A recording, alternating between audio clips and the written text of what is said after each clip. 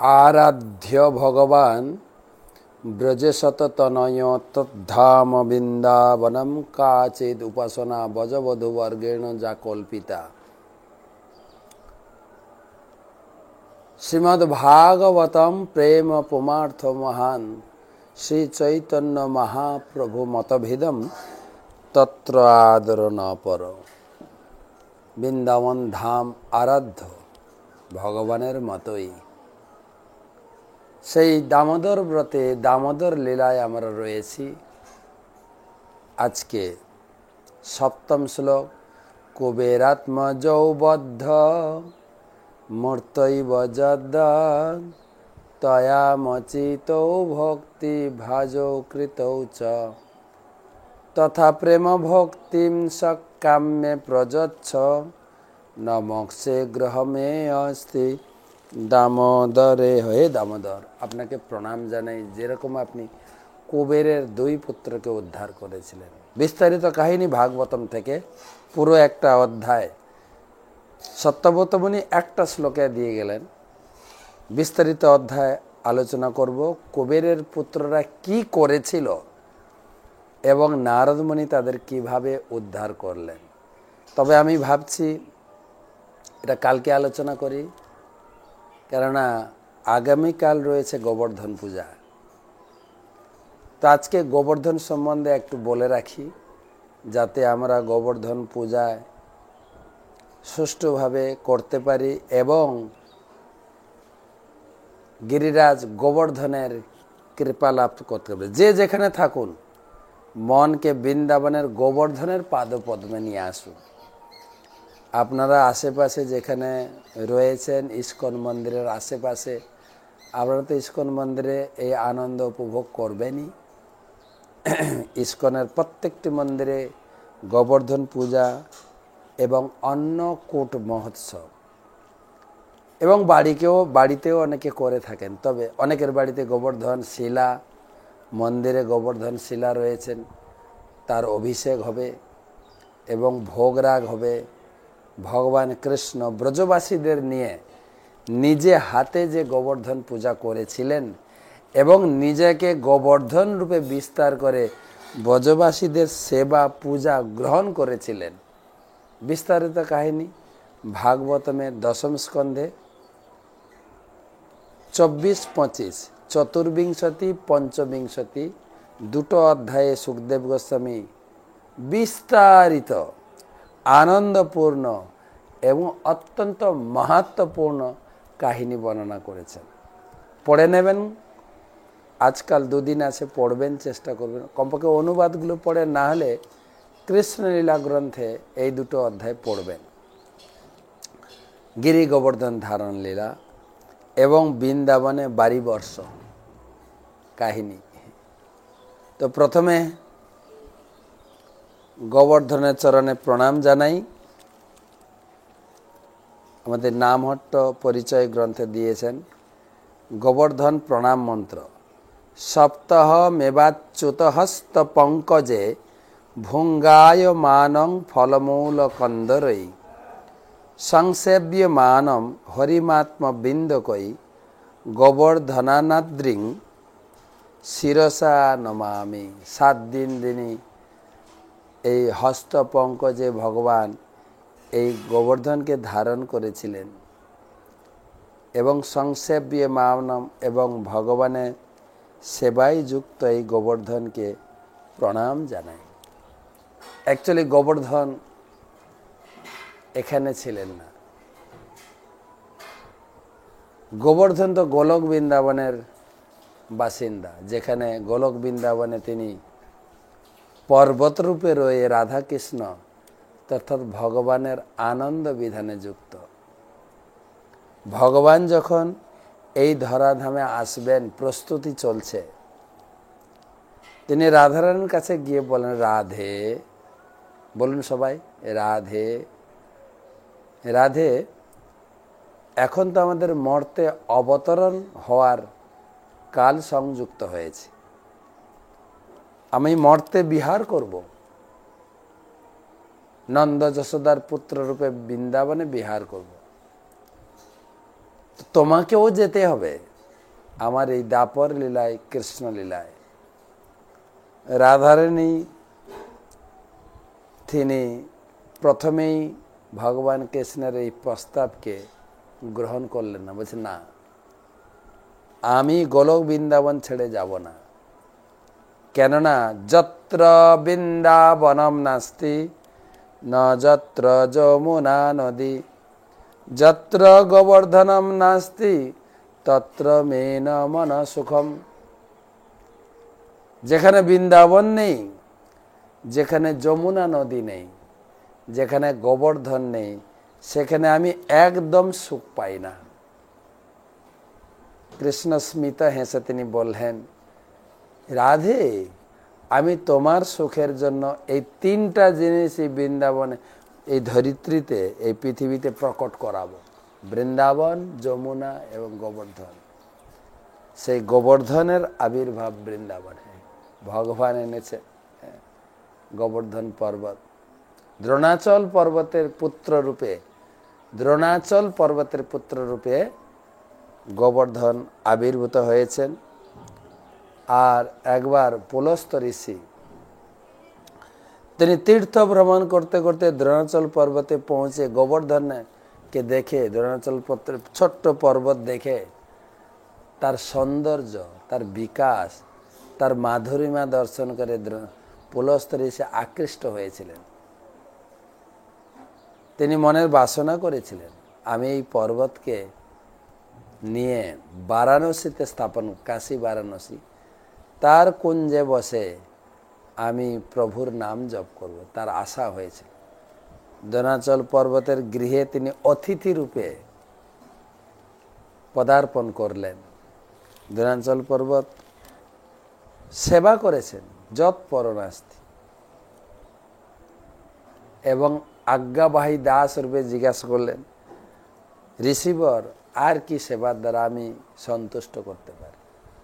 তখন এই ঋষি তিনি তার পুত্রকে প্রার্থনা করলেন, আমাকে এই গোবর্ধন দাও, আমি গিয়ে আমার তপস্থলী কাশীতে স্থাপন করে তার কুঞ্জে সুখে হরি ভজন করব।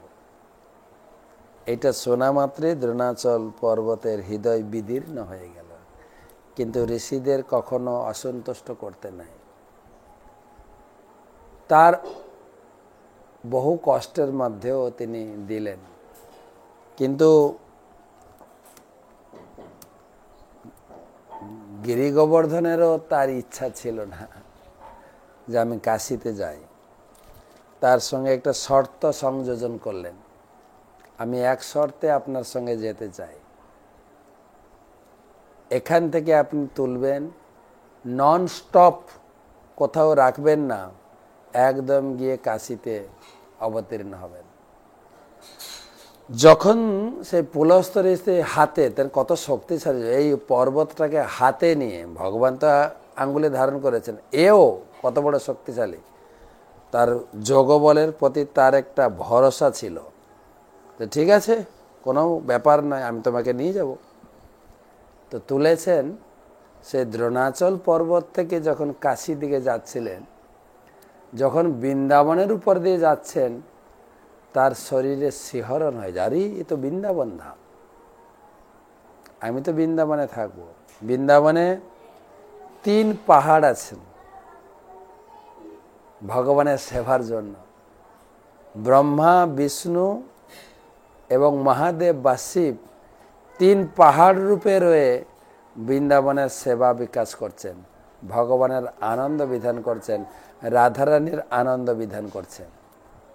প্রথমে ব্রহ্মা পাহাড়, ব্রহ্মা হচ্ছেন বর্ষণা পাহাড়। ব্রহ্মার যেরকম 4টে মাথা, বর্ষণারও 4টে মাথা।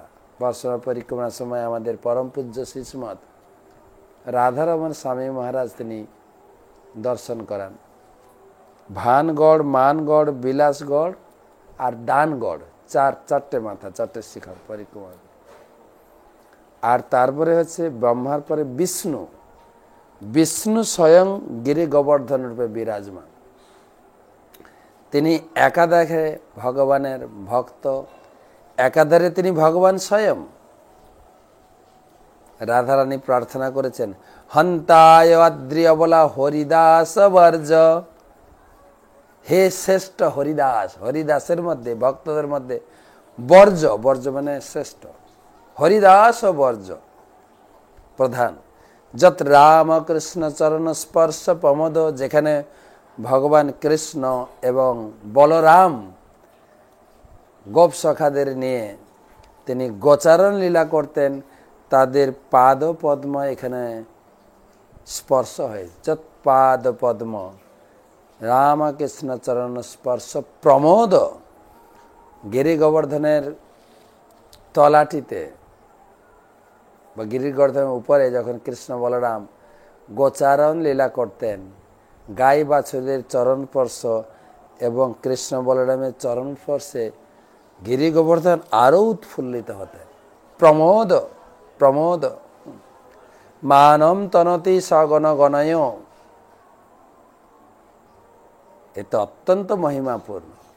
তয়োর্যৎ পানীয় সুজবস কন্দর কন্দমূল, এবং সে গিরি গোবর্ধন শোভা অত্যন্ত, রাধারানী প্রার্থনা করছেন এত সুন্দর শোভা গিরি। এখনো যদিও গিরি গোবর্ধন অনেকটাই ধসতে গেছেন মাটির তলায়, এখনো যতটুকু আছে তার যে শোভা, বিচিত্র শোভা, এখনো গাই বাছুর ময়ূর, তারপরে সুখ সারি, এই পাখিদের কুঞ্জনে, তারপরে বানর, আর সেই কবে থেকে ভগবান গিরি গোবর্ধন পরিক্রমা ব্রজবাসীদের নিয়ে করেছিলেন, তখন থেকে লক্ষ লক্ষ কোটি কোটি ভক্ত পরিক্রমা করছে, প্রতিদিন লক্ষাধিক ভক্ত পরিক্রমা করে। তো গিরি গোবর্ধন একাধারে বিষ্ণু আর একাধারে বিষ্ণু ভক্ত, তাই আমরা বিষ্ণু বা ভগবানের প্রকাশ রূপে মন্দিরে পূজা করি গিরিরাজ গোবর্ধন।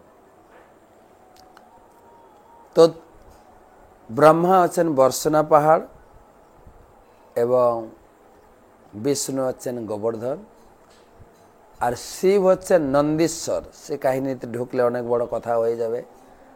অর্থাৎ নন্দগাঁওতে যে পর্বত আছে টিলা, সেটা হচ্ছে নন্দীশ্বর, তিনি হচ্ছেন শিব। আর এইভাবে 3 পাহাড় যখন পুলস্তমণি হাতে নিয়ে যাচ্ছেন, তার স্মৃতি হয়েছে আর তো বৃন্দাবন, আমি তো বৃন্দাবন ছেড়ে যাব না। তো গোবর্ধন ভার বর্ধিত করতে শুরু করলেন, এতটাই ভার হয়ে গেছে পুলস্তরে সে আর ধরে রাখতে পারলেন না, রাখলেন, একটু বিশ্রাম করলেন, চোখে মুখে জল দিয়ে একটু সুস্থ বোধ করে যখন তুলতে যাচ্ছেন, উঠলেন না। তখন মনে পড়লো, আরে আমি শর্ত ফেল করেছি, আমার তো সরাসরি নিয়ে যাওয়ার কথা, তাহলে গোবর্ধন তো এখানে যাবে না। এবং তার মনোবাসনা পূর্ণ হলো না। মনি ঋষিরা মাঝে মাঝে অত্যন্ত ক্রোধান্বিত হয়ে যান, বলে আমার মনোবাসনা পূর্ণ হল না, তোমাকে আমি অভিশাপ দিচ্ছি। অভিশাপ দিয়েছিলেন, প্রতিদিন তিল তিল করে তুমি মাটির নিচে ধসতে যাবে, 1 সর্ষ দানা পরিমাণ। অভিশপ্ত সেই দাপর যুগ থেকে। তখন এই বৃন্দাবনে গিরি গোবর্ধনের প্রকাশ হলো। কিন্তু এই গিরি গোবর্ধন পূজা পদ্ধতি কে শুরু করলেন, তার ইতিহাস। গিরি গোবর্ধন তো এসে গেলেন বৃন্দাবনে, ভগবান সাজিয়ে ফেললেন যমুনা নদী, গিরি গোবর্ধন, বৃন্দাবনের পরিপাটি অপূর্ব। যদি গিরি গোবর্ধন গিয়ে থাকেন, পরিক্রমা করে থাকেন বা শুনে থাকেন, মনটাকে সেইখানে নিয়ে চলুন। আজকে তো রাত্রি হয়ে গেল, কালকে সারাদিন মনটাকে গিরি গোবর্ধনের তলাতিতে আর মনটাকে গিরি গোবর্ধন পরিক্রমা করাবেন। গিরি গোবর্ধন পরিক্রমা। বৃন্দাবন মধ্যে শ্রেষ্ঠ গিরি গোবর্ধন, হরিদাস বর্জ যারে কহে গোপীগণ। রাধারানী সহ গোপীরা গিরি গোবর্ধনের বন্দনা করেছেন, হরিদাস বর্জ। হন্তায়দ্রি অবলা হরিদাস বর্জ, যত রামকৃষ্ণ চরণ স্পর্শ প্রমোদ, মানম তনতি সগণয় গণয় ধীরাজ, তৈর্যত পানীয় সুজবস কন্দর কন্দমূলয়। নমস্তে গিরিরাজায় শ্রী গোবর্ধন নামিনে, অশেষ ক্লেশ নাশায় পরমানন্দ দায়িনে। এই গিরিরাজ নমস্তে, নমস্তে গিরির, এই প্রণাম মন্ত্রটা মুখস্থ রাখবেন। নমস্তে গিরিরাজায় শ্রী গোবর্ধন নামিনে অশেষ ক্লেশ নাশায় পরমানন্দ দায়ী। তিনি পরমানন্দ প্রদান করতে পারেন এবং এই গিরিরাজ অশেষ ক্লেশ নাশায়, জীবনের যত প্রকারের ক্লেশ দুঃখ তাপ সব তিনি নাশ করতে পারেন তাকে প্রণাম এবং তাকে স্মরণের মাধ্যমে। কালকে সেই তিথি, যতটুকু সম্ভব গিরিরাজকে স্মরণে রাখুন, প্রার্থনা করুন। অশেষ ক্লেশ নাশায় পরমানন্দ নামিনে। তো সেই গিরিরাজ গোবর্ধন পূজা ভগবান নিজে হাতে ব্রজবাসীদের দিয়ে করিয়েছেন। কৃষ্ণের বয়স 6-7 মধ্যে। তো বৃন্দাবনে দেখছেন সারা বৃন্দাবন সাজো সাজো রব। যেরকম গতকালকে আজকে আমাদের চলছে দীপাবলি মহোৎসব, কালী পূজা। যে কালী পূজার সাজো সাজো রব, সব বাড়ি আলো দিয়ে সাজানো হয়েছে, দীপাবলি আলো দিয়ে। আর ফুটফাট শব্দও পাচ্ছেন, যে বাজি ফুটছে, পটকা ফাটাচ্ছে, নতুন জামা কাপড় পরেছে সবাই। তো এইগুলো দেখে বোঝা যায় উৎসবের আয়োজন। বৃন্দাবনে চলছে, ঘর দুয়ার সুন্দর করে ল্যাপা পুছা চৌকা দেওয়া আছে, সবার মনে একটা আনন্দ উৎসব, ঘর সাজানো হচ্ছে, নতুন জামা কাপড় কেনা হচ্ছে, প্যান্ডেল হচ্ছে, বিভিন্ন প্রকার গায়ক বাদক তারা আসছেন সারি সারি করে, ঢাক ঢোল নাগরা বিভিন্ন প্রকার বাদ্যযন্ত্র নিয়ে গায়কেরা বাদকেরা প্রবেশ করছে। ভগবান তো জানেন কিসের উৎসব, তথাপি নরলীলায় তিনি বাবাকে জিজ্ঞাসা করছেন, পিতাশ্রী, আমার মনে হয় ভগবান কৃষ্ণের ড্যাড বলেন নাই, পিতাশ্রী এটা কিসের আয়োজন হচ্ছে, কার পূজা, কিসের পূজা, কিভাবে পূজা, কেনই বা পূজা করবে? বাবা কৃষ্ণের এই কথা শুনে বললেন, দেখো তুমি ছোট ভালো, এসব বুঝে তোমার কি লাভ, তুমি এসব বুঝবে না, তুমি যাও খেলাধুলা করো। আপনার কি মনে হয় কৃষ্ণ বালক? আরে নন্দ বাবারও বাপ, ব্রহ্মারও বাপ, সবার পিতা তিনি। ব্রহ্মাকে যদি পিতামহ বলা হয়, কৃষ্ণ হচ্ছেন পিতামহ, সে জানেন না? কৃষ্ণ বললেন, বাবা ঠিক আছে আমি বুঝবো না, কিন্তু তুমি বুঝালে কিন্তু বুঝবো, তুমি বলো কিসের উৎসব হচ্ছে। বাবা তো সন্তানের কাছে, ছেলের কাছে উদার, সব কিছু খুলে বলবে। হ্যাঁ, তুমি চেপে রাখছো কেন, বলো বাবা কিসের উৎসব। বাবা সরলভাবে বললেন, দেখো এটা তেমন কিছু নয়, আমরা প্রতি বছর ইন্দ্র দেবতার পূজা করি, সেই তিথি আসছে সামনে, তো সেই পূজার তৈরি চলছে। ভগবান তো জানেন যেটা ইন্দ্র পূজার আয়োজন হচ্ছে, কিন্তু ভগবানের টার্গেটটা ছিল ইন্দ্র পূজাটা বন্ধ করব। কেন? আমি জগতে এসেছি, এই জগতে এসেছি 3টে কাজ করার জন্য। পরিত্রাণায় সাধুনাম বিনাশায় দুষ্কৃতাম ধর্ম সংস্থাপনার্থায় সম্ভবামি যুগে যুগে। সাধুদের পরিত্রাণ, অসুর বিনাশ, ধর্মের সংস্থাপনের জন্য আমি জগতে এসেছি। কিন্তু এখানে দেখছি আমার বাবা দেবদেবীর পূজা করছে। ধর্ম মানে হচ্ছে কেবল ভগবানের পূজা, কেবল আমারই পূজা, আর সেটাই আমি প্রতিষ্ঠা করতে এসেছি। গীতার পুরো জ্ঞান দেওয়ার পরে লাস্টে বললেন, সর্বধর্মান পরিত্যাজ্য, যত ধর্ম চর্চা সব বাতিল করা উচিত, কেবল আমার পূজা করা উচিত।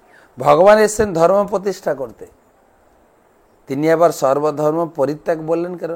তেনার বলার উদ্দেশ্য হচ্ছে যে ধর্মে আমার পূজা হয় না, আমার তপস্যা হয় না, আমার সঙ্গে কোনো কানেকশন নেই, সে ধর্ম বাদ দিয়ে কেবল আমার পূজা করা। তা আমি সেটা শেখাতে এসেছি, কিন্তু আমার বাবা তো দেবদেবীর পূজা করে, ঘরের লোক, দুনিয়াকে কি শেখাবো? ইংরেজিতে একটা কথা আছে না, চ্যারিটি বিগিনস অ্যাট হোম, ঘর থেকে চালু হোক। বাবাকে ধরেছে, না বাবা কেন ইন্দ্র পুজো করছো, কি দরকার ইন্দ্র পূজা করে? বলছে দেখো আমরা বৈশ্য, চাষবাস গাই গরু নিয়ে আমাদের সংসার, ইন্দ্র বর্ষা দিলেই তবে আমাদের চাষবাস, গাই গরু বৃদ্ধি হবে, ঘাস হবে, গাই গরু খাবে। ইন্দ্র হচ্ছে আমাদের বিজনেস পার্টনার, তাকে তো আমাদের সঙ্গে রাখতেই হবে। ভগবান হেসে চিন্তা করলেন, আরে সবাইকে আমি চাকরি দিয়েছি, সব দেবদেবীকে, সূর্যকে চাকরি দিয়েছি, প্রতিদিন পূর্ব দিগন্তে উদিত হবে, পশ্চিমে অস্ত যাবেন, বায়ু বইবে, ঋতু পরিবর্তন হবে, ইন্দ্র বর্ষাকালে বর্ষা দেবেন, পুজো করতে হবে কেন? আর পুজো অবশ্যই করা উচিত। হ্যাঁ, যারা ভগবানের পুজো করবে না তারা দেবদেবীর পূজা করুক কমপক্ষে।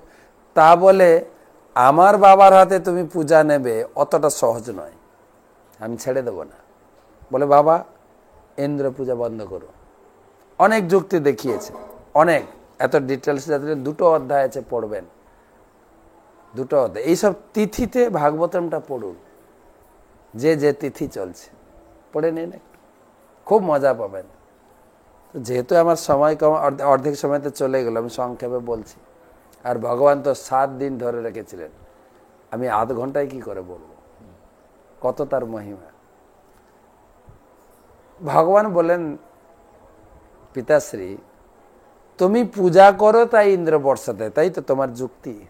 আচ্ছা জঙ্গলে কেউ পূজা করে ওকে, সমুদ্রে কেউ পূজা করে ওকে, ওই সব জায়গায় বৃষ্টি হয় কিনা? তার ডিউটি তিনি দেবেন, তার কর্তব্য বৃষ্টি দেওয়া, জগৎকে দেবেন, তা পূজা করতে হবে কেন? অনেক যুক্তি দেখিয়ে, ঠিক নাস্তিকতার মতো যুক্তি দেখিয়ে ভগবান বাবাকে কনভিন্স করেছেন। বাবাকে বললেন দেখো অ্যাকচুয়ালি আমাদের বিজনেস পার্টনার হচ্ছে গোবর্ধন। বলুন তো গোবর্ধন, গাই কিভাবে বাড়বে? গোবর্ধন, গাই তো সেই গাই বৃদ্ধি হবে, গোবর্ধনের কুঞ্জ, গোবর্ধনের উপরে ঘাস লতা পাতা আর কুণ্ডের জল, অপূর্ব ঝর্ণা, ফল মূল সব দিক থেকে আমাদের সমৃদ্ধি করবে। চলো আমরা গোবর্ধন পূজা করি, ইন্দ্র পূজা করব না। বাবা তো অনেকটাই প্রভাবিত ছিল, প্রতি বছর পুজোটা করে আসছে। তখন বাবা বলছেন দেখ এই যে আয়োজন করা হয়েছে, এটা দিয়ে আমরা গোবর্ধন, আমরা ইন্দ্র পূজা সেরে নিই, আরেকটা পুজোর আয়োজন করে আমরা গোবর্ধন পূজা করব। কিছু তো নাছড় বান্দা, ইন্দ্রকে লেসন দিতে হবে।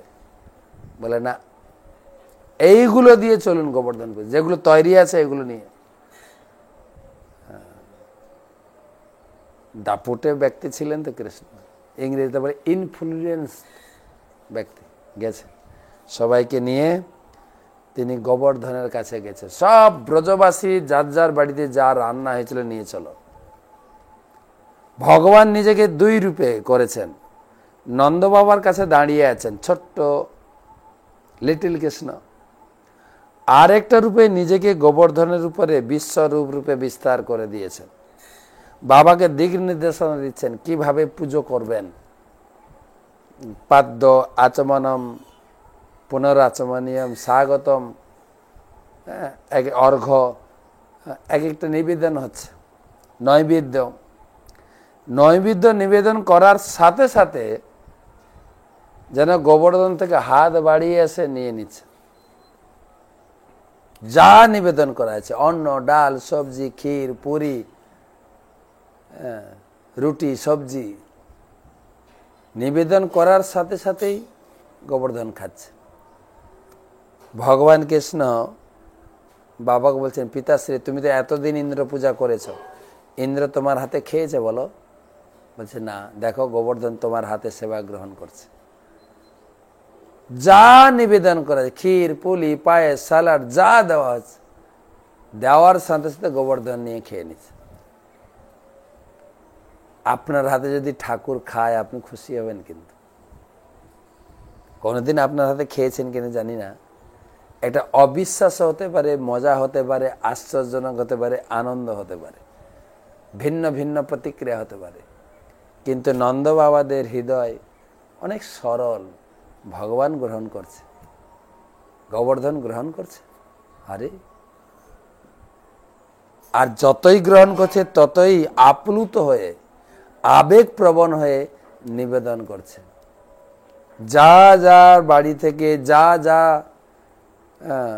আমাদের দ্রব্য এসেছিল, ভোগের দ্রব্য, সব শেষ।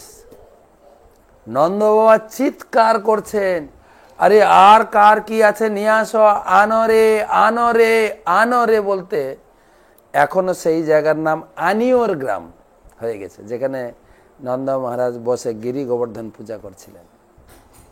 আনরে আনরে করতে সেই শব্দ রেজিস্ট্রি হয়ে যায় আনিওরে, আনিওর গ্রাম, যেখানে মহাপ্রভু গেছিলেন।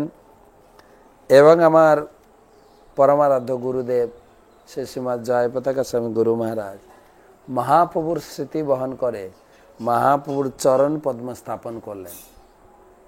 সে আনিওর গ্রামে গেলে আপনি মহাপ্রভুর চরণ দর্শন করবেন, কারণ আমরা তো গৌড়ীয় ভক্ত, মহাপ্রভুর ভক্ত না। যেখানে যাব মহাপ্রভুর স্মৃতি, আর সেই সব জায়গায় যাব যেখানে মহাপ্রভু গেছেন। গৌর আমার যে সব স্থান করলো ভবন রঙ্গে, সে সব স্থান হেরিব আমি প্রণয়ী ভকত সঙ্গে, ভক্ত সঙ্গে। তো সেই জন্য মহাপ্রভু চরণ স্থাপন করে অপূর্ব সুন্দর জায়গা। আমরা ওখানে বসে কথা করি, মহাপুরুষ স্মৃতিচারণ করি, অনেক কিছু। তো গোবর্ধন পূজা এখন চিৎকার চেঁচামেচি শুরু হয়েছে, নিয়ে আসো, কার বাড়িতে কি আছে, আনরে আনরে। তখন ভগবান বললেন, পিতাশ্রী একটা পাত্রে শুদ্ধ জল এবং তুলসী পাতা দেন ভগবানের, গোবর্ধনের খাওয়া সম্পন্ন হয়ে যাবে। খাওয়া দাওয়া হয়ে গেল খুব আনন্দ সহকারে। তারপরে সবাইকে নিয়ে গিরি গোবর্ধন পরিক্রমা করেছে। এখন সমস্যাটা হলো, পূজার আয়োজন হচ্ছিল ইন্দ্র পূজা, ইন্দ্র তিথিতে এসছেন পুজো নেওয়ার জন্য।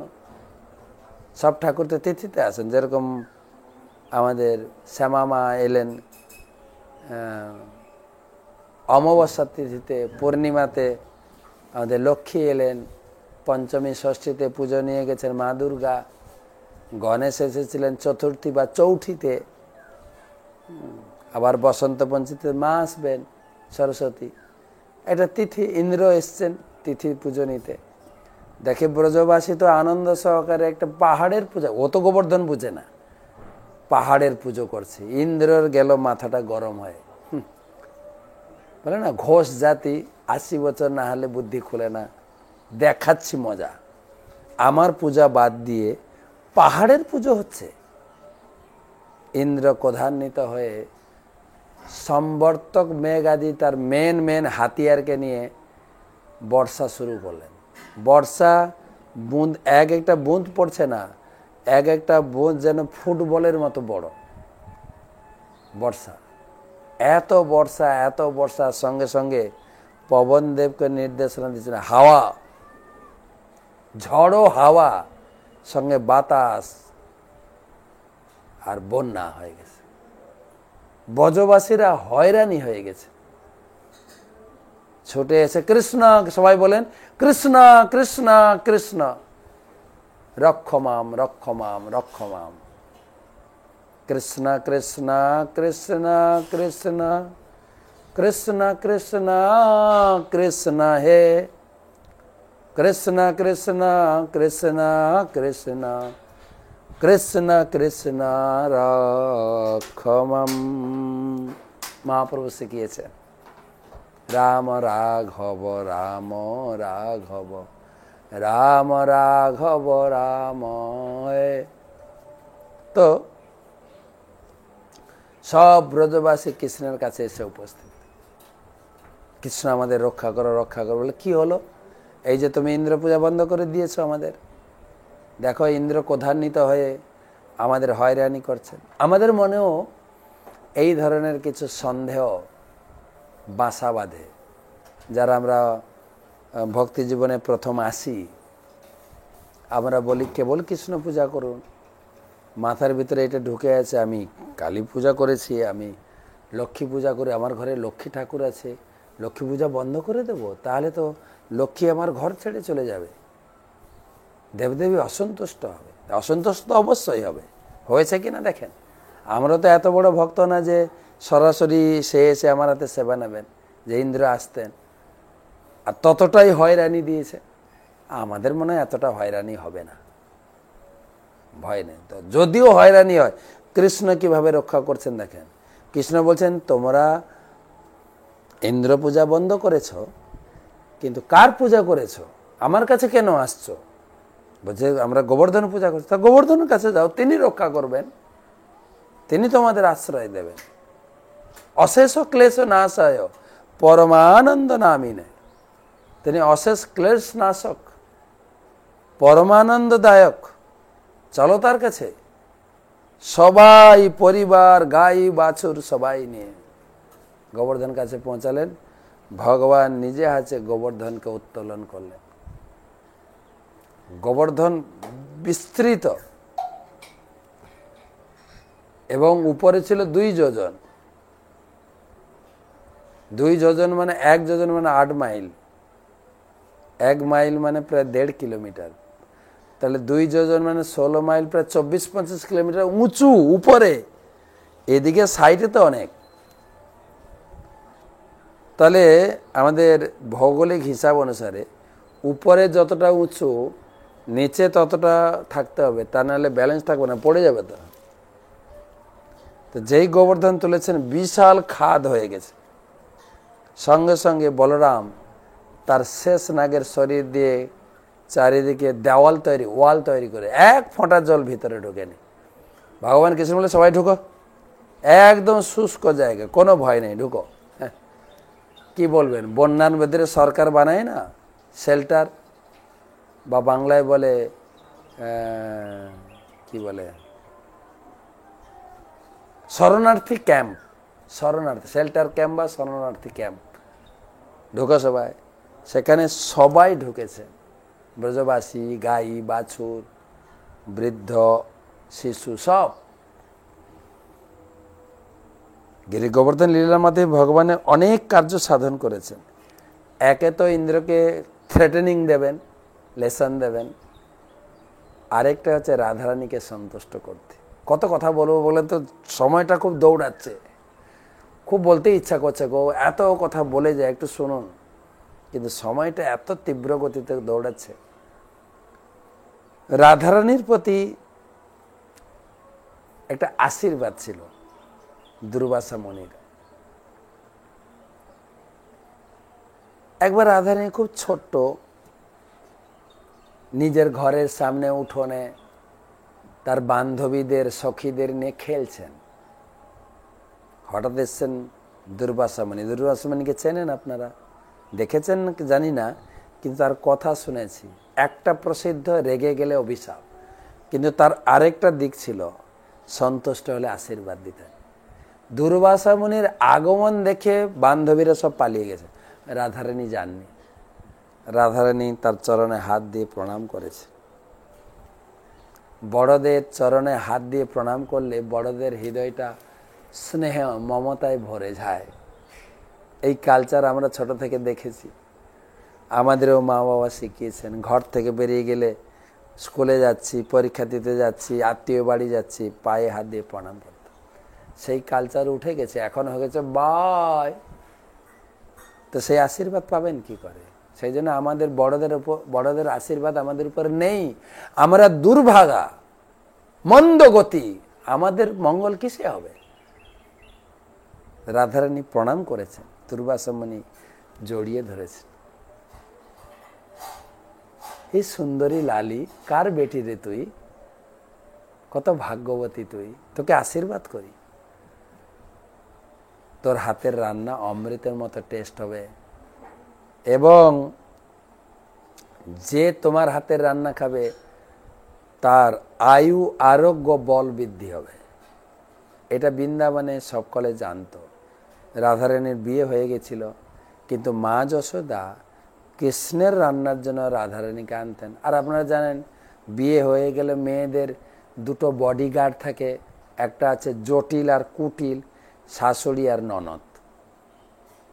যখন কৃষ্ণ আসতেন নন্দালয়ে যশোদার বাড়িতে কিচেনে রান্না করতেন, দুজন গার্ড দিত, কৃষ্ণ বা রাধারানী তারা মিলিত হতে পারতেন না।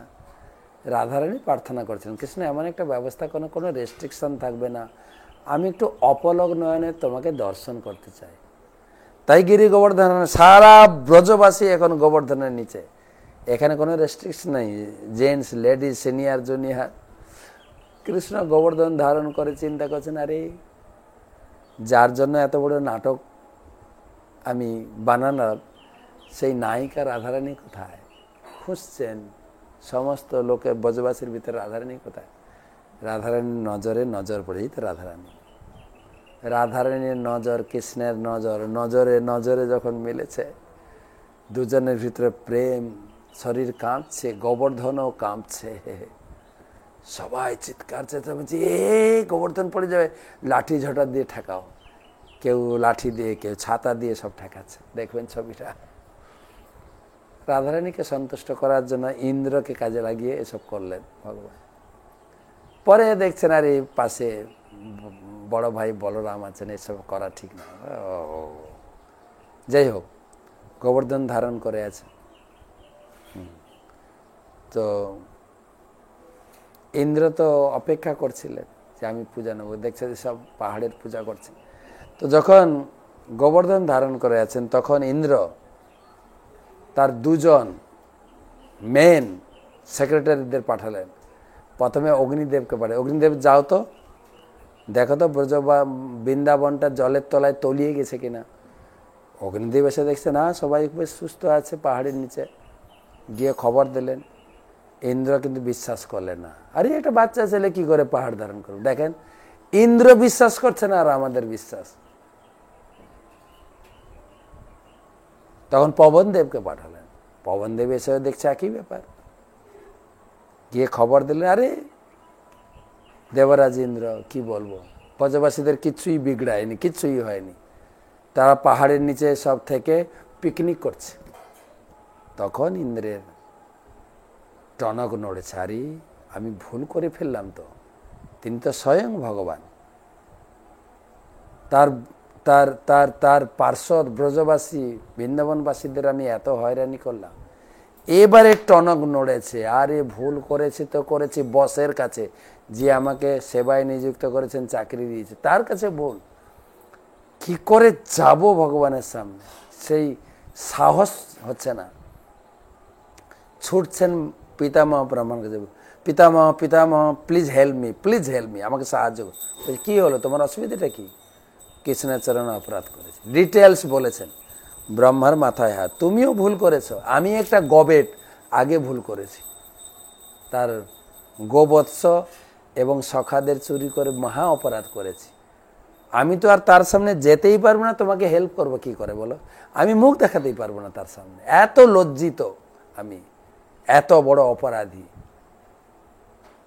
ইন্দ্র যদিও একটা আশা ভরসা ছিল ব্রহ্মা সাহায্য করবে, সেটাও গেল, আর তো কোনো আশা ভরসা নেই, চাকরি যায় যায়। ব্রহ্মা বলেন একটা উপায় বলে দিচ্ছে, এটা ব্যবহার করতে পারো, কাজ হতে পারে। বলুন বলুন প্লিজ বলুন, প্লিজ বলুন। বলছে ভগবান নম ব্রাহ্মণ দেবায় গো ব্রাহ্মণ হিতায় জগদ্ধিতায় কৃষ্ণায় গোবিন্দায়। তিনি গোবিন্দ, তিনি ব্রাহ্মণ এবং গাভীতে খুবই সন্তুষ্ট।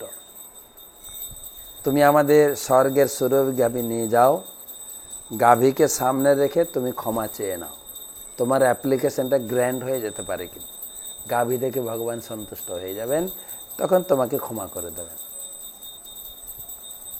ব্রহ্মাজির নির্দেশ মতো তিনি সুরভি গাভীকে নিয়ে বৃন্দাবনে তার বিমানে করে অবতীর্ণ হলেন। আপনার গোবর্ধন থেকে প্রায় 20 কিলোমিটার দূরে একটা জায়গা আছে ইন্দ্রৌলি, যেখানে ইন্দ্রের বিমান ল্যান্ড হয়েছিল, ঐরাবতকে নিয়ে নেমেছিলেন। ওখানে বিমান ছেড়ে দিয়ে, নিজের বাহন ছেড়ে দিয়ে, ঐরাবতকে ছেড়ে দিয়ে সুরভি গাইর ল্যাজ ধরে হামাগুড়ি দিয়ে, মুকুট রেখে দিয়ে, সাধারণ দৈনতভাবে হামাগুড়ি, হাঁটুমাটু সব ছিঁড়ে গেছে। এত কিলোমিটার রাস্তা বৃন্দাবনে এসে ভগবানের কাছে ক্ষমা চাইলেন। ভগবান পরিক্রমা করে ব্রজবাসীদের ঘরে পাঠিয়ে দিলেন, কিন্তু তিনি জানতেন ইন্দ্র আসবে। ইন্দ্র সবার সামনে ক্ষমা চাইলে অনেকটা অপমানিত হয়ে যাবে না, তাই তিনি একা ছিলেন। ইন্দ্র এসে প্রথমে ভগবানকে অভিষেক করেছেন। সুরভি গাইর দুধ আর ঐরাবতকে দিয়ে নিয়ে এসেছিলেন স্বর্গের মন্দাকিনীর পবিত্র জল। অভিষেক করে সেই অভিষেক জল সেই দাপর যুগ থেকে এখনো বৃন্দাবনে রয়েছে। এখনো গোবিন্দ কুণ্ড, সেই অভিষেকের জল এখনো চরণামৃত আপনি পেতে পারেন। অনেকে স্নান করেন, চরণামৃত পান। আর যার কুণ্ডে বসে মাধবেন্দ্রপুরী হরিভজন করে কৃষ্ণকে দর্শন করেছিলেন, অত্যন্ত পবিত্র স্থান। তারপরে ইন্দ্র ক্ষমা চাইলেন, অনেক স্তুতি করলেন। ভগবান বলেন, ইন্দ্র, আমি দেবদেবীর পূজা বিধান পুরাণে দিয়েছি, পূজা করো লোকে, তা বলে তুমি আমার বাবার হাত থেকে পূজা নেবে, এটা তো মানা যায় না। এটা কি শিষ্টাচার বলো? ইন্দ্র কাকুমা কয়, সরি। ইন্দ্রের মাধ্যমে আমাদের কাছে শিক্ষা নিতে হবে। কিন্তু ভুল সবাই করে, কেবল যে বাচ্চারা করে তাই না, আমরা বড়রাও করি। হিন্দিতে একটা কথা বলে, ভুল হোনা প্রকৃতি, ভুল করাটা স্বভাব, আমাদের প্রত্যেকের স্বভাব। প্রভুপাদ লিখেছেন ঈশোপনিষদের ভূমিকায়, ইন্দিরা গান্ধী ভুল করেছেন, মহাত্মা গান্ধী ভুল করেছেন, কেনেডি ভুল করেছেন। মানুষ মাত্রই ভুল করে। আমাদের একটা ত্রুটি হচ্ছে ভুল করা। ভুল আমরা করি বারবারে। আমরা বাচ্চাদের সাবধান করি, আমরাই ভুল করি। তাই ভুল হয়েছে ইন্দ্রের। ভুল হোনা প্রকৃতি হ্যায়, মান লেনা সংস্কৃতি। যদি মেনে নেন অন্তর থেকে সত্যি আমার এটা ভুল হয়েছে, সুধার লেনা প্রগতি হ্যায়, তখন আপনি নিজেকে শুধরাতে পারেন। যদি ভুলটা না মানেন তাহলে আপনি সংস্কৃতিবান লোক না। তাই ভুল হোনা প্রকৃতি হ্যায়, মান লেনা সংস্কৃতি হ্যায়, সংস্কৃতিবান ব্যক্তি, সুধার লেনা প্রগতি। তো এইভাবে ইন্দ্র ক্ষমা চাইলেন, তো ভগবান ক্ষমা করে দিলেন। ইন্দ্র না, ভগবান আবার বড় ভাই। একবার ইন্দ্রের ছোট ভাই উপেন্দ্র হয়ে ভগবান এসেছিলেন। ক্ষমা, ইন্দ্রের তো এটা ভুল নয়, আমাদের প্রতি ভগবানের একটা লীলার শিক্ষা। ভুল আমরা করি, কিভাবে ক্ষমা চাইতে হয়। তথাপি দেখেন ইন্দ্রের চরিত্র। ইন্দ্র, ভগবান তাকে ক্ষমা করে দিলেন, কিন্তু তিনি মানতে পারলেন না। ছি, আমাকে ধিক্কার জানাই, দিক আমাকে, এত বড় ভুল করতে পারলাম, আমি ভগবানের বড় ভাই, ভুল করতে পারলাম। সেই অনুশোচনা করতে করতে করতে করতে তিনি নবদ্বীপে এলেন। নবদ্বীপে এসে গদ্রুম দ্বীপে তপস্যা করলেন। তখন মহাপ্রভু আবির্ভূত হননি। মহাপ্রভু আবির্ভূত বলে, দেবরাজ আপনি এখানে? বলছে, প্রভু আমাকে সম্মান দেবেন না, বৃন্দাবন নিলে যা আপনার চরণে অপরাধ করেছি, প্লিজ। বলে, তুমি, আমি তো ক্ষমা করে দিয়েছি। বলে, আপনি ক্ষমা করেছেন, কিন্তু আমি তো ক্ষমার যোগ্য নই। কি চাইছেন বলুন? আমাকে কৃপা করুন। আমি শুনেছি আপনি আবার নবদ্বীপে লীলা করবেন কলিযুগে। নবদ্বীপ লীলায় যেন বিলকুল অপরাধ না করি, প্লিজ আমাকে আশীর্বাদ করুন। মহাপ্রভু বললেন, আমি কলিযুগের নদিয়া লীলাতে, গৌরাঙ্গ লীলাতে কারোর অপরাধ নেব না। কিঞ্চিত মাত্র কারোর ভিতরে যদি ভক্তি প্রেম দর্শন করি, তাকে প্রেম দিয়ে দেবো, উজাড় করে ধরে আলিঙ্গন করব। সেই হচ্ছে ইন্দ্রের মাধ্যমে জগৎবাসীর প্রতি ভগবানের শিক্ষা। ঝিকে মেরে বউকে শেখানো বলে না, শাশুড়ি মহারাজ ঝিকে শাসন করে বউকে শেখানো। ভগবান সেরকম দেব দেবীকে দিয়ে আমাদের শিক্ষা দিচ্ছেন, আমি ভগবান, আমার পূজা করো। ভুল হলে আমরা কিভাবে নিজের জীবনকে এগিয়ে নিয়ে যাব। তো সেই গিরি গোবর্ধনের অনেক কথা আছে, আমি এইখানে সমাপ্ত করব। রাত হয়ে গেছে অনেক।